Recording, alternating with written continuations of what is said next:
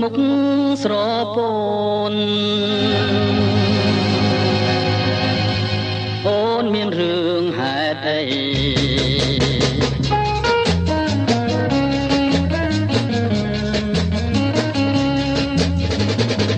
ហេតុអីអូនយំ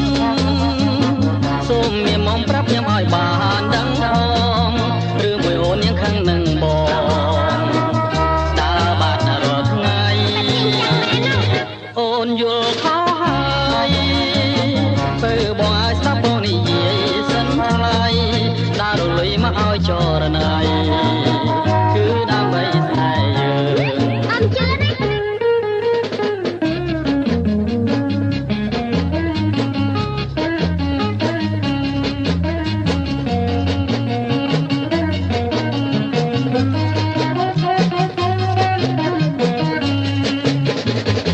ហេតុអីអូនយំ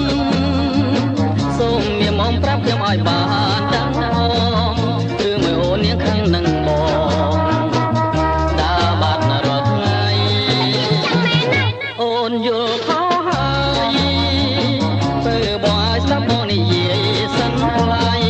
ដើររលុយមកឲ្យចរណៃគឺដើម្បីស្នេហ៍យើងអត់ជឿទេ